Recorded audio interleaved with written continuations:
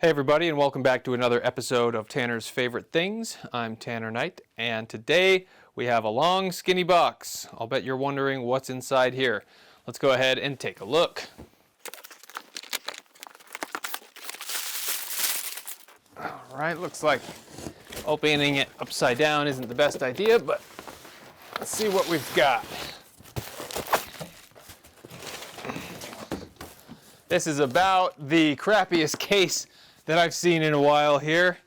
You can see that we've got lots of the Tolex ripped off the top. It's just this kind of cheapo case, but hey, whatever works. So let's go ahead and see what's inside here.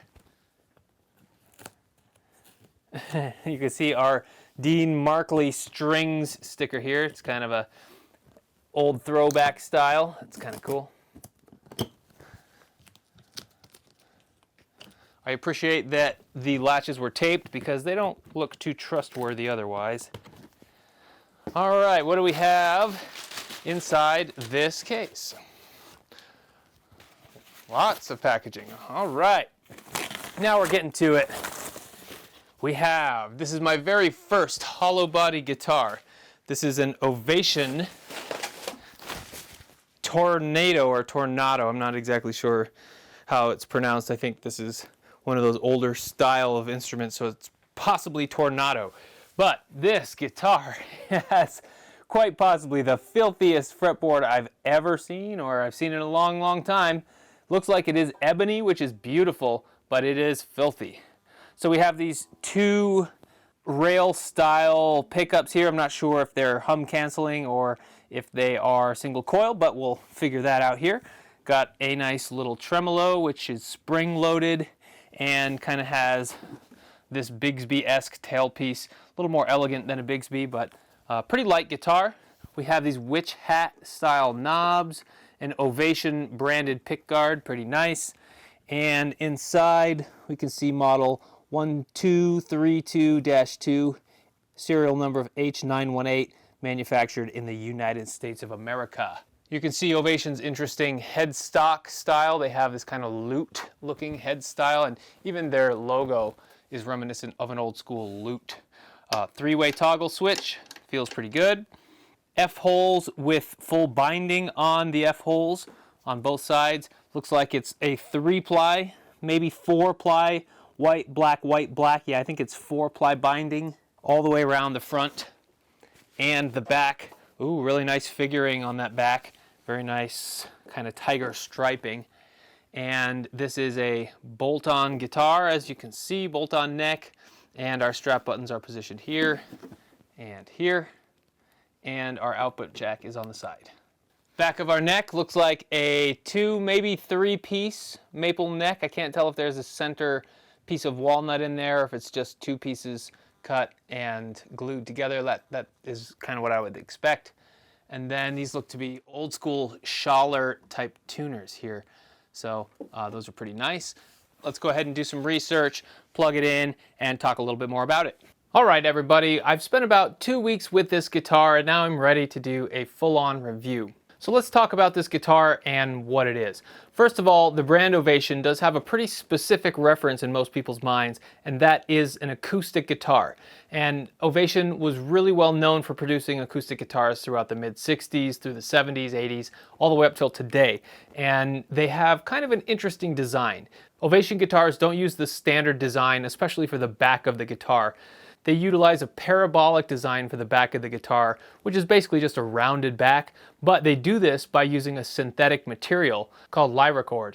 So they adapted this synthetic plastic material to the guitar luthier world, and it really enhanced the sound of the guitars according to their players and engineers. And speaking of engineers, the actual founder of the Ovation Guitar Company, Charles Kaman, is actually an engineer with experience in aerospace. He spent a lot of time designing helicopter blades for the military, and he used a lot of different woods that are very often associated with guitar building, like Sitka spruce or hard rock maple. So Charles Kamen took that engineering expertise and all of the vibrational analysis that comes along with it, and he applied it to the guitar and started his own company. And those acoustic guitars were the first product by Ovation, and they were endorsed by Glenn Campbell, and they actually became very well known and sought after instruments in the late 60s. So by 1968, Ovation had a pretty firm foothold in the guitar world, and they decided to branch out. Electric guitars were still the primary focal instrument in the late 1960s with the likes of Eric Clapton and Cream, Jimi Hendrix, you name it. The electric guitar reigned supreme. So they expanded their range of guitars to include some hollow body electric guitars. They later expanded into the solid body guitar world as well, but we're going to focus on this hollow body guitar and its lineage with the Ovation Guitar Company. So this is a 1972 Ovation Tornado. They started building this style of guitar in 1968. And interestingly enough, it's very similar to a Gibson ES 335. You can see the shape is very 335-esque. The thin line style of body, very 335-esque. We have two pickups that are humbucker-esque, but these are actually single coils. So it's kind of like an ES 335 with P90s would be the closest reference. But that's really where the similarities end, because this is not a semi-hollow body. This is a full-on hollow body instrument. And you can take a peek into the F-hole and see that there is a block that runs through here, but you can also notice that there's air underneath it, so it doesn't connect to the bottom base plate. So it's a fully hollow body guitar, and there's just a block of wood here to install those pickups and the bridge, and maybe this tailpiece as well. Speaking of the tailpiece, there's no branding on it. It does not say Bigsby. It does not say Ovation. But from what I can tell, it was probably made by the German company Schaller. A lot of the hardware on these hollow body guitars were made by Schaller. In fact, I think these tuners are pretty much dead ringers for Schallers. Even though they are branded Ovation, they have that rounded body guitar logo that Ovation is known for. So they're Ovation branded, but I'm pretty sure that they came from Schaller, along with the pickups as well. So they're not wound in the US. These are German wound pickups, and like I said, single coils with a rail style magnet that is staggered.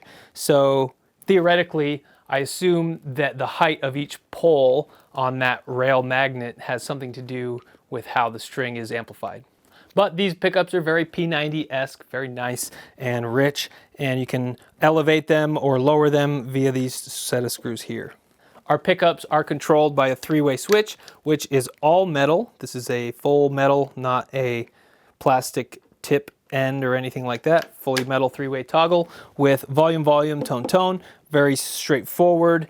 So a very similar control layout to your Gibson ES 335 as well. Some nice appointments that we have. We have 4-ply binding on both the front and the back. You can see that both the front and the back get that nice 4-ply white, black binding.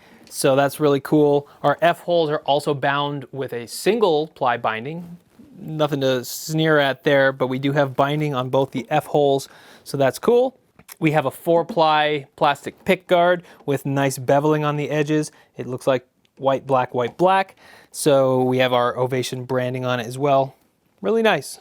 This really feels like a high-end jazzer's guitar, but it's way more versatile than just jazz. So we'll get into that. One thing to know about these bodies is that there is a sticker on my guitar, and I assume on most other Tornadoes of the era, that says manufactured in the USA. And that little tag might be fibbing just a bit, because every bit of information that I could come up with on where these bodies were made is that they were actually made by a German company, Hofner. You can go through the Hofner catalogs of days past in the early 70s, and you can actually find this exact model. So they would build this style of guitar for themselves in Germany, and for Ovation in the US, ship the bodies in a pretty rough state. They were not finished in any way, but the bodies were made and assembled in Germany, shipped over to the US, where these US-made necks were applied, and whatever hardware that would come from all over the place, Germany and the US, was also installed at that point. But we do have a US-made neck, and one thing about the neck, we have our very funny-looking headstock. This is something that you either love or you hate from Ovation, but in the late 60s, early 70s, on up, you'll find this style of headstock as pretty standard. And it's it's kind of an older style. I think it's trying to mimic a lute, like an older style string instrument, a lute. And we have our Ovation branding silk screened under our poly finish, which is a very nice feeling poly finish.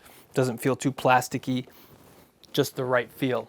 We have a steel truss rod, pretty standard there.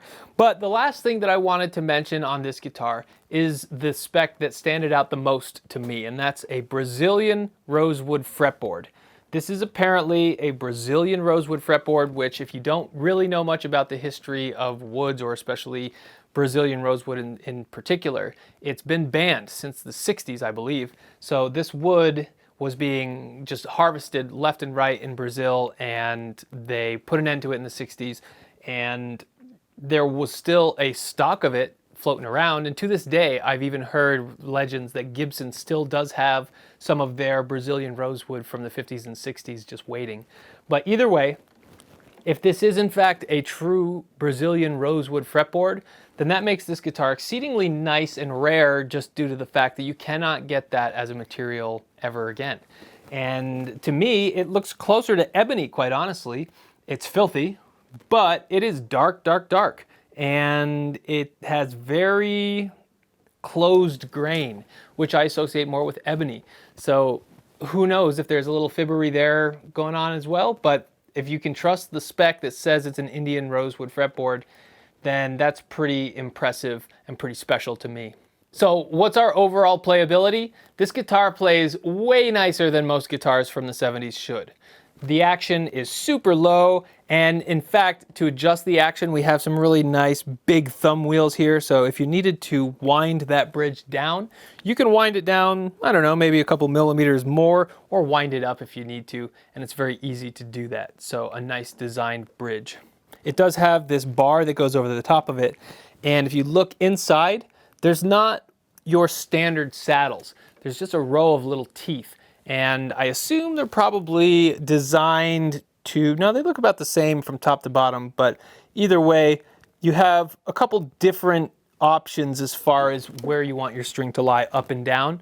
It seems a little dangerous to me to give folks that much adjustability, but it's there, so a cool design nonetheless. There's also a really nice little addition of kind of the reverse Gibson headstock, the open book headstock on the fret here, which, by the way, I forgot to mention, we do have 21 kind of narrow frets. Not narrow and tall, just kind of narrow and low. Not fretless wonders by any means, but they're very small, very narrow frets, and there's 21 of them with this little filigree. I don't know if that's poking it at Gibson by having the same exact design reverse there, but it's a cool little design nonetheless. The back of the guitar does have some really nice flaming going on. We'll have to get some close-ups of that, but very nice pinstriped maple flame. And I think this is a maple poplar maple, very similar to the style of wood that's used in the Gibson line of ES guitars.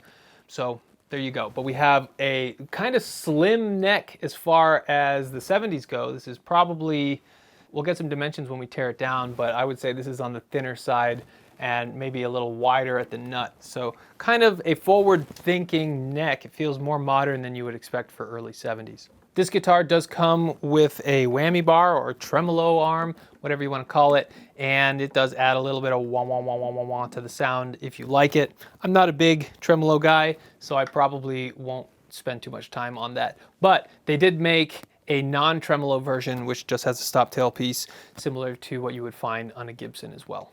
So that's all I want to say about this guitar for right now.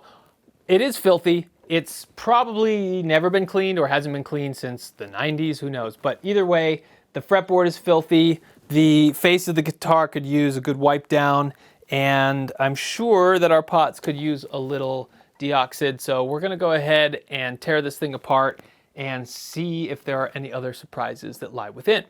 All right, let's tear this thing apart, and then we'll get some sound samples once it's nice and clean, and you can have a much better idea of what this guitar can do.